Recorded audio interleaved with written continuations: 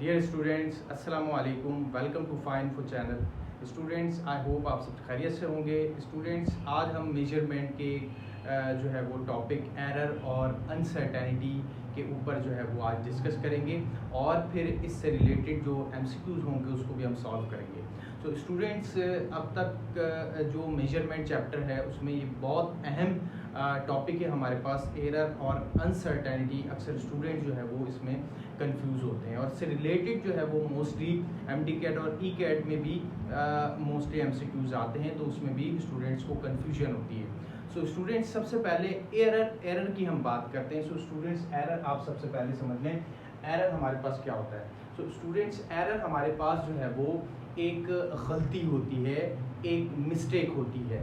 जब भी students measurement ली जाती है फिजिक्स में, मेजरमेंट जैसे कि आपको पता है एक बहुत अहम एलिमेंट है कि जब भी हम किसी चीज़ को मेजर कर रहे होते हैं तो ये जो अमल है हमारे पास इसको हम मेजरमेंट कहते हैं। सो मेजरमेंट में स्टूडेंट्स एक हमारे पास एक मार्जिन होता है, एक लिमिट होती है चीज़ों को मेजर करने की। सो वहाँ पर स्टूडेंट जब भी हम किसी भी इंस्ट्रूमेंट के ज़रिए किसी ऑब्जेक्ट को मेजर कर रहे होते हैं तो एक गलती का जो फैक्टर है वो आ जाता है। तो जो गलती होती है स्टूडेंट, इसको हम एरर कहते हैं। अब स्टूडेंट्स, ये गलती किसकी वजह से आती है और गलती जो है वो किस तरह की होती है। स्टूडेंट्स, लेट्स सपोज जैसे कि मैं आपको बताऊं, एक एग्जांपल लेते हैं, थॉट एक्सपेरिमेंट करते हैं। जैसे कि मार्कर है, अब ये मार्कर जो है स्टूडेंट्स इसकी मेजरमेंट ले लेते हैं। लेट्स सपोज 4 सेंटीमीटर या 5 सेंटीमीटर का है। 5 सेंटीमीटर की इसकी मेजरमेंट हम सपोज कर लेते हैं कि इसकी ट्रू वैल्यू जो है, एक्चुअल वैल्यू वो 5 सेंटीमीटर की है। अब जब मैं इसको किसी एपरेटस से मेजर करता हूँ, किसी स्केल से या फिर मीटर रूल से अगर मेजर करता हूँ, तो इसकी मेजरमेंट मेरे पास लेट्स सपोज 5.2 सेंटीमीटर आती है, 5.3 सेंटीमीटर आती है। तो ये जो स्टूडेंट्स, ये जो इतना मार्जिन आया है 0.2 और 0.3 सेंटीमीटर का जो डिफरेंस आया है स्टूडेंट्स, ये जो मेरे पास कैलकुलेटेड वैल्यू जो आई है, ये जो एरर आया है इसमें कैलकुलेटेड वैल्यू और जो एक्चुअल वैल्यू थी, इसमें जो डिफरेंस आया है ये हमारे पास एरर कहलाता है। सो ये जो डिफरेंस है कैलकुलेटेड वैल्यू का और मेजर्ड वैल्यू का जो डिफरेंस है, ये स्टूडेंट्स इसको एरर कहते हैं, ये गलती होती है। अब स्टूडेंट्स, ये गलती क्यों आती है? ये गलती स्टूडेंट्स एपरेटस में भी हो सकती है और ये गलती मेरी कैलकुलेशन में भी हो सकती है। सो इसीलिए एरर को भी आगे जो है वो फर्दर डिवाइड किया गया है। एरर स्टूडेंट्स आगे जो है वो फर्दर हम डिवाइड करें तो दो तरह के हमारे पास एरर आ जाते हैं। एक सिस्टमेटिक एरर आ जाता है और एक रैंडम एरर आ जाता है। स्टूडेंट, जो सिस्टमेटिक एरर होता है इसमें हमारे पास दो कैटेगरियां हैं। सिस्टमेटिक एरर में एक जो सिस्टम यानी कि जो एपरेटस जिसके ज़रिए हम किसी ऑब्जेक्ट को मेजर कर रहे हैं, एक वो चीज़, और जो एक्सपेरिमेंटर है यानी कि जो ऑब्जेक्ट को मेजर कर रहा है, पर्सन जो मेजर कर रहा है उसकी भी मिस्टेक हो सकती है। तो इसमें दो हमारे पास एरर आ जाते हैं, एक पर्सनल एरर आता है और एक हमारे पास आता है systematic error. Systematic error students, जैसे कि नाम से जाहिर है कि ये किसी इंस्ट्रूमेंट में हो सकता है, इम्परफेक्शन डिज़ाइन की वजह से जो है ये एरर हो सकता है। इसी तरह से इनकरेक्ट मार्किंग जो होती है एपरेटस के अंदर, उसकी वजह से भी ये एरर हो सकता है। इसी तरह से जो स्टूडेंट पर्सनल एरर होते हैं उसमें जो है वो स्टूडेंट्स लेक ऑफ नॉलेज की वजह से भी पर्सनल एरर आ जाते हैं। इसी तरह से इनकरेक्ट रीडिंग जो होती हैं उससे भी स्टूडेंट्स पर्सनल एरर आ जाता है। अब स्टूडेंट जो है हमारे पास रैंडम एरर किसे कहते हैं? स्टूडेंट्स, जो रैंडम एरर होते हैं, रैंडम एरर हमारे पास जो है वो कुछ रीजंस की वजह से आ सकते हैं। यानी कि रैंडम एरर स्टूडेंट्स हमारे पास जब हम मेजरमेंट ले रहे होते हैं तो जो मेजरमेंट्स जो है, जो रिपीटेड मेजरमेंट्स होती हैं डिफरेंट मैग्नीट्यूड्स में, जो हमारे पास एरर आता है रिपीटेड मेजरमेंट में सेम कंडीशन के अंदर, उस जो एरर, वो जो एरर होता है हमारे पास वो रैंडम एरर होता है। जैसे कि स्टूडेंट्स, जो डिफरेंट मैग्नीट्यूड हमारे पास जो है वो और डिफरेंट साइन जो है सेम कंडीशन में जब हम रिपीटेड मेजरमेंट करते हैं तो उसमें हमारे पास जो एरर आता है रैंडम एरर, वो पर्सनल एरर की वजह से भी आ सकता है, यानी कि अगर कोई पर्सन मेजर कर रहा है तो उसका मैग्नीट्यूड जो है वो मेजरमेंट की जो है वो डिफरेंट हो सकती है, उस वजह से भी आ सकता है। इसी तरह से स्टूडेंट्स जो एपरेटस है उसकी सेंसिटिविटी की वजह से भी स्टूडेंट्स ये एरर आ सकता है, मैग्नीट्यूड में जो है स्टूडेंट्स ये डिफरेंस आ सकता है मेजरमेंट के मैग्नीट्यूड में। इसी तरह से स्टूडेंट जो इन्वायरमेंटल इफेक्ट है रैंडम एरर में, इन्वायरमेंटल इफेक्ट जो है वो बहुत ज़्यादा करता है, यानी कि इन्वायरमेंटल इफेक्ट में हमारे पास जो ह्यूमिडिटी इफेक्ट है वो आ जाता है, इसी तरह से टेम्परेचर का इफेक्ट आ जाता है, प्रेशर का इफेक्ट आ जाता है, जो फिजिकल कंडीशन है स्टूडेंट्स, इस तरह के एरर जो है वो ये रैंडम एरर के अंदर आते हैं। सो स्टूडेंट्स ये जो है वो एरर और एरर की टाइप्स हो गई, इसको जो है हम एरर कहते हैं, यानी कि जो गलतियां जो हमारे पास मेजरमेंट में होती हैं, इस तरह के जो है वो गलतियां जो है वो इसको हम एरर कहते हैं। एरर को मिनिमाइज भी किया जा सकता है, एरर को ख़त्म किया जा सकता है, जैसे कि रैंडम एरर है, इसको जो है वो 2-3 टाइम्स और 4-5 टाइम्स जो है वो मेजरमेंट लेकर हम जो है वो इसका एवरेज वैल्यू निकाल सकते हैं। एवरेज वैल्यू निकाल कर जो हमारे पास वैल्यू आएगी वो हमारे पास जो है वो वैल्यू जो है वो कंसीडर की जाएगी, कैलकुलेटेड वैल्यू कंसीडर की जाएगी। उसमें जो है हमारे पास जो मिस्टेक का जो रिस्क है, मिस्टेक का जो मार्जिन है वो बहुत कम रह जाता है, हमारे पास जो है वो आसानी से जो है वो ये एरर ख़त्म हो सकता है, रैंडम एरर, जब हम उसको किसी भी मेजरमेंट की एवरेज वैल्यू हम लेते हैं। मेजरिंग इंस्ट्रूमेंट में जितने भी एरर होते हैं वो हमारे पास ज़ीरो एरर कहलाते हैं, उसको हम ज़ीरो एरर कहते हैं। और ज़ीरो एरर स्टूडेंट्स पॉजिटिव भी हो सकता है, ज़ीरो एरर नेगेटिव भी हो सकता है। अब स्टूडेंट्स अनसर्टेनिटी की बात करते हैं। स्टूडेंट्स अनसर्टेनिटी हमारे पास एरर की तरह का ही टॉपिक है, लेकिन एरर से थोड़ा बहुत डिफरेंट है। स्टूडेंट इसमें जो है वो कंफ्यूज रहते हैं अक्सर, बस स्टूडेंट्स इतना याद रखें, अनसर्टेनिटी एक गैर यकीनी है, एक जो है वो गैर यकीनी वैल्यू है। जब भी हम मेजरमेंट ले रहे होते हैं उसमें जो गैर यकीनी, जो हमें डाउट लग रहा होता है उस मेजरमेंट में, वो हमारे पास अनसर्टेनिटी होती है। सो अनसर्टेनिटी की डेफिनेशन में अगर हम देखें तो अनसर्टेनिटी एरर और डाउट होता है हमारे पास जब भी हम कोई मेजरमेंट लेते हैं। It is the error or doubt when the measurement are taken. It is some range of the possible value within which the true value measurement lies. यानी कि जो हमारे पास ट्रू वैल्यू जो होती है उसके करीब करीब जो वैल्यू हमारे पास आएगी वो हमारे पास जो जितना एक्स्ट्रा वैल्यू आएगी वो हमारे पास अनसर्टेनिटी कहलाएगी, उसको हम अनसर्टेनिटी कहेंगे। अब स्टूडेंट्स जो हमारे पास अनसर्टेनिटी है इसके भी हमारे पास जो है वो दो पार्ट हैं, इसकी भी जो है वो जो हमारे पास टू टाइप्स हैं। एक हमारे पास जो है वो एब्सोल्यूट अनसर्टेनिटी है और दूसरा हमारे पास जो है वो परसेंटेज अनसर्टेनिटी है। तो सबसे पहले स्टूडेंट्स देख लें कि जो अनसर्टेनिटी होती है उसको हम मेजरमेंट में किस तरह लिखते हैं। तो स्टूडेंट जो हमारे पास मेजरमेंट वैल्यू होती है उसमें हमारे पास जो एस्टीमेट वैल्यू होती है, जो मेजरमेंट वैल्यू होती है स्टूडेंट वो बराबर होती है एस्टीमेट वैल्यू और प्लस माइनस, यहाँ पर स्टूडेंट्स ये दो साइन इसके साथ रखते हैं, और जो अनसर्टेनिटी होती है इंस्ट्रूमेंट की या फिर मेजरमेंट की वो यहाँ पर जो है वो स्टूडेंट आती है।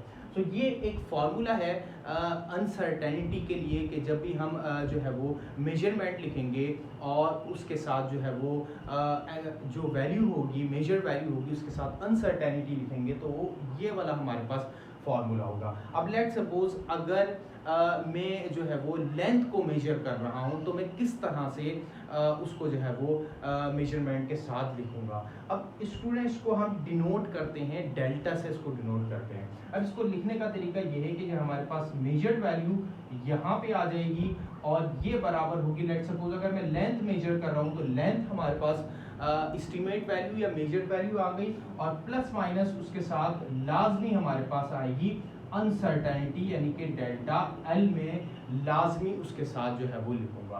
तो ये स्टूडेंट्स मेरे पास जो ये वाली वैल्यू आई है ये जो है वो स्टूडेंट्स अनसर्टेनिटी हम इस तरह से लिखेंगे। जब भी हम मेजरमेंट में अनसर्टेनिटी लिखेंगे तो यहाँ हमारे पास एस्टिमेटेड वैल्यू होगी और ये प्लस माइनस के साथ हमारे पास डेल्टा एल, यानी कि अगर लेंथ में जो है वो अनसर्टेनिटी आ रही है तो हम उसको इस तरह से लिखेंगे। सो ये हमारे पास स्टूडेंट्स अनसर्टेनिटी को हम इस तरह से रिप्रेजेंट करते हैं। अब स्टूडेंट्स हम बात करते हैं कि ये अनसर्टेनिटी जो है स्टूडेंट्स, इसको थोड़ा सा और डिस्कस करते हैं। सो स्टूडेंट्स अनसर्टेनिटी हमारे पास एक तरह का लीस्ट काउंट भी होता है किसी इंस्ट्रूमेंट का। अब जैसे कि हर इंस्ट्रूमेंट में स्टूडेंट लीस्ट वैल्यू होती है, यानी कि कम से कम मेजर्ड वैल्यू होती है या एक मार्जिन वैल्यू होती है जो हमें दी हुई होती है, पॉसिबल मार्जिन वैल्यू जिसके ज़रिए हम उस ऑब्जेक्ट की मेजरमेंट कर सकें। सो जो लीस्ट वैल्यू होती है स्टूडेंट्स, वो उस एपरेटस का लीस्ट काउंट कहलाता है। हमें ये पता है कि लीस्ट काउंट किसी भी एपरेटस की लीस्ट जो है वो पॉसिबल मेजर्ड वैल्यू जो है वो लीस्ट काउंट होती है, और उसी को स्टूडेंट्स जो है हम यहाँ पर अनसर्टेनिटी भी कह सकते हैं। सो अनसर्टेनिटी हमारे पास जो है वो किसी भी इंस्ट्रूमेंट की लीस्ट पॉसिबल मेजर्ड वैल्यू भी हो सकती है।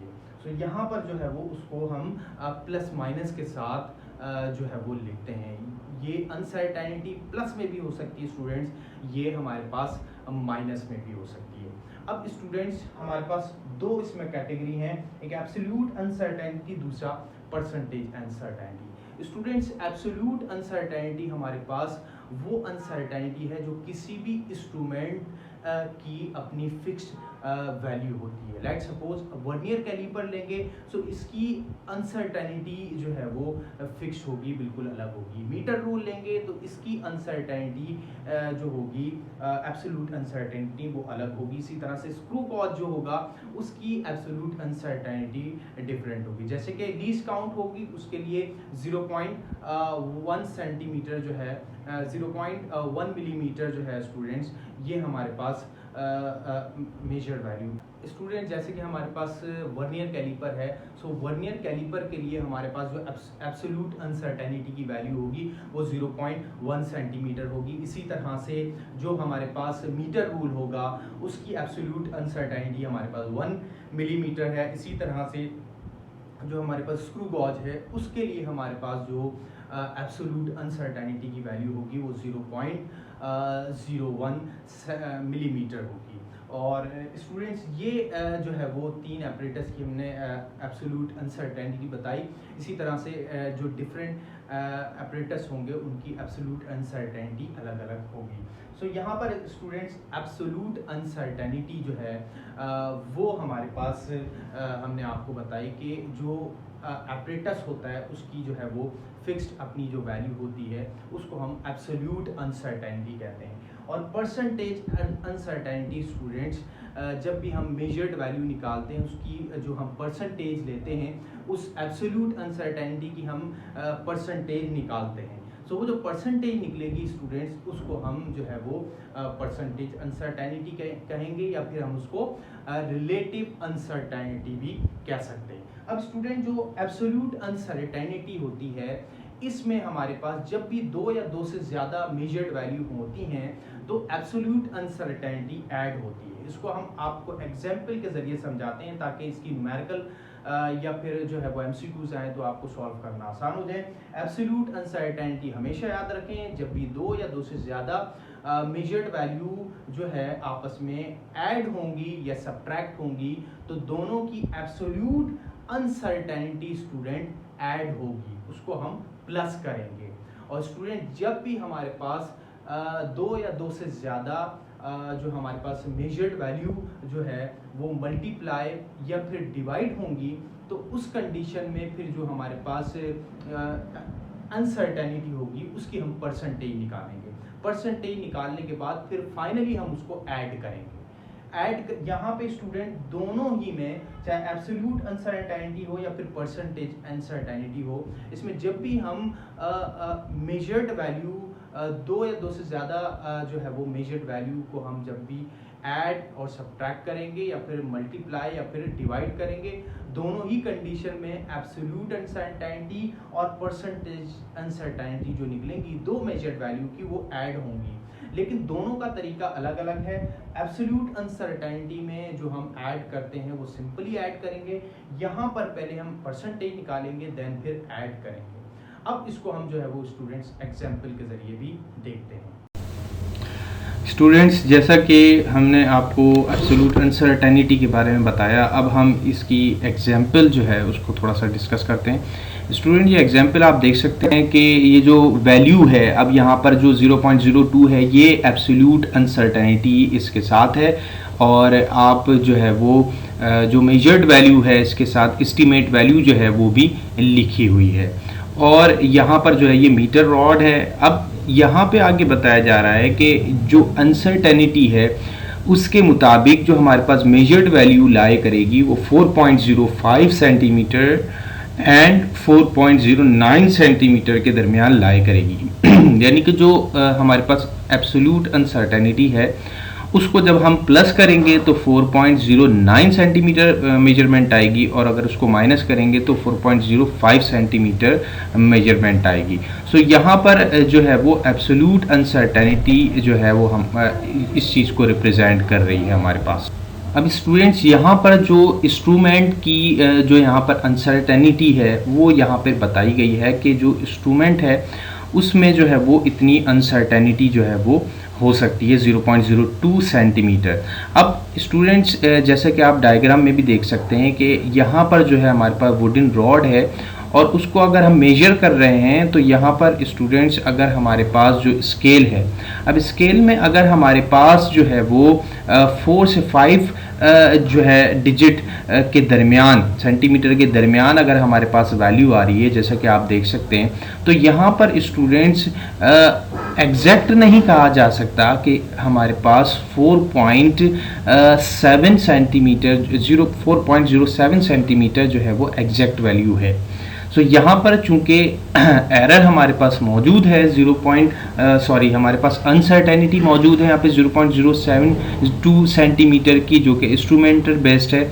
सो लिहाजा इसको हम प्लस भी कर सकते हैं, इसको हम माइनस भी कर सकते हैं। यानी कि यहाँ पर जो हमारे पास ये अनसर्टेनिटी है ये प्लस भी हो सकती है, ये माइनस भी हो सकती है। जिस तरह से हमारे पास लीस्ट काउंट आता है स्टूडेंट, लीस्ट काउंट जो है वो अनसर्टेनिटी है बेसिकली, और ये ऐड भी होता है और सब्ट्रैक्ट भी होता है। यानी कि लीस्ट काउंट में बी पॉजिटिव और मे बी नेगेटिव, यानी कि आप कब जो है वो इसको प्लस करेंगे मेजरमेंट में और कब जो है वो इसको माइनस करेंगे, ये लीस्ट काउंट पे डिपेंड करता है कि लीस्ट काउंट हमारे पास पॉजिटिव जो है वो लीस्ट काउंट निकला है, या पॉजिटिव ज़ीरो एरर के साथ लीस्ट काउंट निकला है, फिर नेगेटिव ज़ीरो एरर के साथ हमारे पास लीस्ट काउंट निकला है। तो बिल्कुल इसी तरह से यहाँ पर भी जो है वो जो अनसर्टेनिटी है ये प्लस माइनस दोनों में हो सकती है, इसलिए जो है वो वैल्यू लाई कर रही है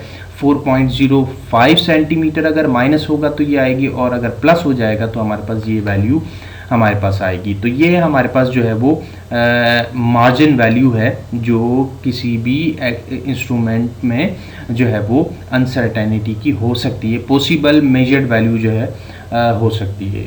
तो आगे स्टूडेंट्स हम यहाँ पर जो है वो परसेंटेज अनसर्टेनिटी को भी देखते हैं, लेकिन उससे पहले हम जो है वो एक और यहाँ पर जो है वो एग्जाम्पल जो है उसको थोड़ा सा देखते हैं और उसकी कैलकुलेशन भी जो है वो आपको बताते हैं कैसे होगी। अब यहाँ पे आप देख सकते हैं कि जो एब्सोल्यूट अनसर्टेनिटी है उसको हमने जैसे कि आपको बताया कि L प्लस डेल्टा L जो है इससे रिप्रेजेंट करेंगे जो हमारे पास जो है मेजरमेंट जो होगी, यानी कि यहाँ पर हम चूँकि लेंथ मेजर कर रहे हैं तो वो L से रिप्रेजेंट होगी, और यहाँ पर जो है स्टूडेंट्स ये हमारे पास प्लस माइनस आएगा इसके साथ, और ये डेल्टा हमने आपको बताया कि अनसर्टेनिटी को इससे डेल्टा के जो है वो सिंबल से रिप्रेजेंट करेंगे, और L यहाँ पर इसको रिप्रेजेंट करेगा, लेंथ को रिप्रेजेंट करेगा। अब स्टूडेंट्स यहाँ पर देखते हैं कि हमारे पास एक रॉड है और मीटर जो है वो रूल के ज़रिए जो है हम उसको मेजर कर रहे हैं। अब उसको जो है हम मेजर कर रहे हैं। अब स्टूडेंट यहाँ पर जो है हमारी जो मेजरमेंट होगी उसके जो है वो 2 पॉइंट हैं, यानी कि जो हम रॉड मेजर कर रहे हैं ये हमारे पास जो है वो इसकी एक इनिशियल मेजरमेंट है और इसकी एक फाइनल मेजरमेंट है, यानी कि दोनों जो रॉड है उसको दोनों एंड से जो है वो मेजर किया गया है। एक जो है वो एंड ए से जो है वो मेजर किया गया है और दूसरी साइड एंड बी से मेजर किया गया। एंड ए से मेजर किया है तो यहाँ पे हमारे पास रीडिंग आई है 11.6 प्लस माइनस 0.1 सेंटीमीटर जो कि अनसर्टेनिटी है, और यहाँ पर जो बी है हमारे पास जो सेकंड एंड है रॉड का वो हमारे पास ये आया है। अब ऑब्वियसली स्टूडेंट जब भी हमारे पास 2 एंड आ जाएंगे किसी भी ऑब्जेक्ट के जिसकी हमें मेजरमेंट लेनी हो तो दोनों का डिफरेंस निकालेंगे तो हमारे पास मेजरमेंट आ जाएगी। अब इसी तरह से यहाँ पे हम डिफरेंस लेंगे तो आप देख सकते हैं डिफरेंस से हमारे पास 28.2 से जो है वो हमारे पास वैल्यू आई है, डिफरेंस है। और अब आप यहाँ पर देख सकते हैं कि ये जो अनसर्टेनिटी है दोनों में ये ऐड हुई है। जैसे कि हमने आपको बता दिया कि जो जब भी हम मेजरमेंट में 2 वैल्यू को प्लस या माइनस करेंगे, ऐड या सब्ट्रैक्ट करेंगे, तो उस कंडीशन में अनसर्टेनिटी ऐड होगी, हमेशा ऐड होगी। तो यहाँ पर जो है वो अनसर्टेनिटी ऐड हो जाएगी तो टोटल अनसर्टेनिटी हमारे पास आएगी 0.2 सेंटीमीटर।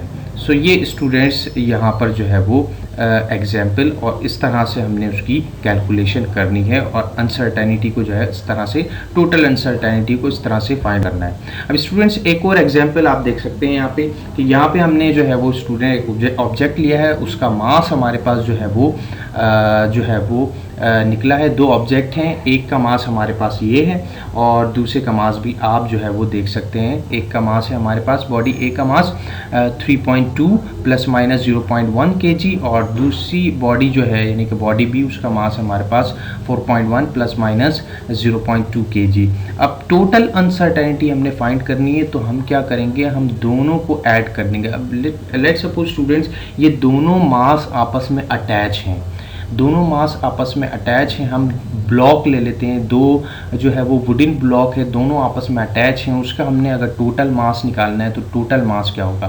तो यहाँ पे हम स्टूडेंट्स ए और बी दोनों मासेस को ऐड करेंगे। तो अब हम अनसर्टेनिटी को देखते हैं वो किस तरह से कैलकुलेट होगी। तो स्टूडेंट यहाँ पे आप देख सकते हैं मासेस को हमने ऐड किया है 3.2 और 4.1 7.3 जो है हमारे पास kg आया है, और जो अनसर्टेनिटी थी उसको यहाँ पर हमने प्लस कर दिया है।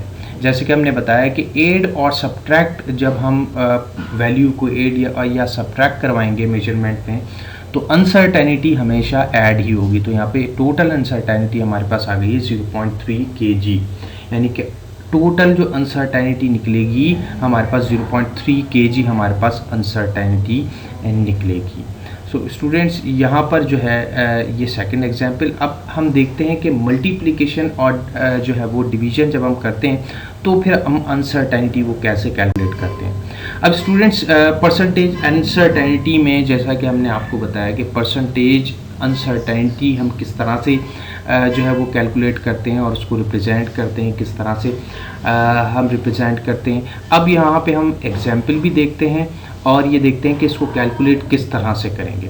अब स्टूडेंट यहाँ पे जैसे कि अनसर्टेनिटी आपको पता है कि ये जो है वो एब्सोल्यूट अनसर्टेनिटी को हम जो है वो डिवाइड कर देते हैं बाय द मेजरमेंट के ज़रिए, और 100 से हम उसको मल्टीप्लाई करेंगे जब जाके हमारे पास परसेंटेज अनसर्टेनिटी निकलेगी, और इसको डिनोट करेंगे परसेंट से, जैसे कि आप देख सकते हैं। अब एग्जाम्पल है हमारे पास, हमें फोर्स कैलकुलेट करनी है। Find the value of force, determine the total uncertainty having the mass is m 60 plus minus 0.5 kg and acceleration is 5.0 plus minus 0.2 metre per second square. यहाँ पर स्टूडेंट ये मीटर पर सेकेंड स्क्वायर है, ये आप जो है इसको correct कर लें। अब स्टूडेंट सॉल्यूशन हमारे पास हम देखते हैं कि सॉल्यूशन हम कैसे करेंगे। क्या हम डायरेक्ट ऐड कर देंगे दोनों अनसर्टेनिटी को? नहीं स्टूडेंट, पहले हम अनसर्टेनिटी, एब्सोल्यूट अनसर्टेनिटी से पहले हम परसेंटेज निकालेंगे दोनों की, मास और एक्सेलरेशन की, फिर फाइनल उसको जो है हम लास्ट में हम ऐड करेंगे, फिर दोबारा ऐड जब हम कर लेंगे अनसर्टेनिटी को, परसेंटेज अनसर्टेनिटी को, फिर हम उसको दोबारा परसेंटेज अनसर्टेनिटी से एब्सोल्यूट अनसर्टेनिटी में निकालेंगे, और फिर जो हमारे पास अनसर्टेनिटी आएगी वो टोटल अनसर्टेनिटी होगी परसेंटेज अनसर्टेनिटी के अंदर। अब हम यहाँ पर देखते हैं जैसे कि मास है हमारे पास, इसको हमने जो है वो इसकी अनसर्टेनिटी 0.5 थी और इसको 60 से इसकी मेजरमेंट्स हमने इसको डिवाइड किया, 100 से मल्टीप्लाई किया, 0.8% हमारे पास आ गया। इसी तरह से हम एक्सेलरेशन की जो परसेंटेज अनसर्टेनिटी निकालेंगे, इसको 0.2 जो है वो डिवाइड करेंगे 5 से और मल्टीप्लाई कर देंगे 100 से, हमारे पास 4% वैल्यू आएगी। अब स्टूडेंट जो हमारे पास फाइनल रिजल्ट है, जैसा कि हमें पता है कि फोर्स बराबर होती है ma के, मास और एक्सेलरेशन। अब यहाँ पर ये दो मेजरमेंट ये मल्टीप्लाई हो रही हैं स्टूडेंट्स, यहाँ पर अब मल्टीप्लिकेशन हम कर रहे हैं। अब मल्टीप्लिकेशन में हमने आपको बताया कि जो परसेंटेज अनसर्टेनिटी होगी वो ऐड होगी, तो यहाँ पर हम 60 और 5 को मल्टीप्लाई करेंगे 300 आ जाएगा हमारे पास। अब जो इसकी जो अनसर्टेनिटी परसेंटेज अनसर्टेनिटी होती है उसको स्टूडेंट हम ऐड कर लेंगे। जब दोनों को हम ऐड कर लेंगे तो हमारे पास आंसर आएगा 4.8%। अब इसको ऐड करने के बाद 4.8% हमारे पास आंसर आया।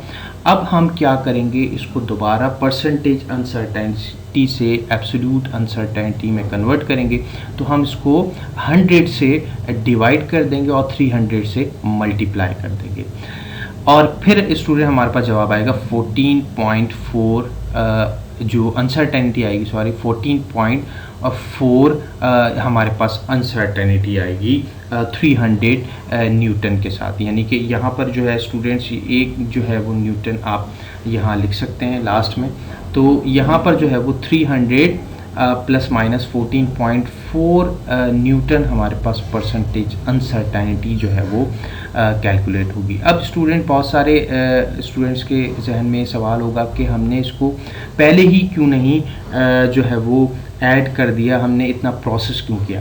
अब स्टूडेंट्स अगर हम पहले ही इसको ऐड कर लेते परसेंटेज अनसर्टेनिटी या फिर हम इसको एब्सोल्यूट अनसर्टेनिटी के साथ इसको सिर्फ ऐड कर लेते जब हमने मल्टीप्लाई किया था मास और एक्सेलरेशन की मेजरमेंट को, तो स्टूडेंट हमारे पास अनसर्टेनिटी कभी भी 14.4 नहीं आती। अगर हम डायरेक्ट करते 0.5 और 0.2 तो हमारे पास 0.7 एब्सोल्यूट अनसर्टेनिटी की वैल्यू आती, जबकि अभी क्या आ रही है 14.4 अनसर्टेनिटी की वैल्यू आ रही है। सो स्टूडेंट ये जब ही होगा जब हम एक स्टेप के ज़रिए एक प्रॉपर वे में जब हम कैलकुलेट करेंगे, पहले हम परसेंटेज अनसर्टेनिटी निकालेंगे, फिर उसको ऐड करेंगे, फिर फाइनल जो है हम उसको दोबारा एब्सोल्यूट अनसर्टेनिटी में कन्वर्ट करेंगे, ये जब भी हमारे पास कैलकुलेशन आएगी। तो स्टूडेंट्स आज के लिए इतना ही, मिलते हैं नेक्स्ट लेक्चर में। नेक्स्ट लेक्चर में आपको प्रिसिशन और एक्यूरेसी के बारे में हम बताएंगे। Thank you so much. अल्लाह हाफिज़।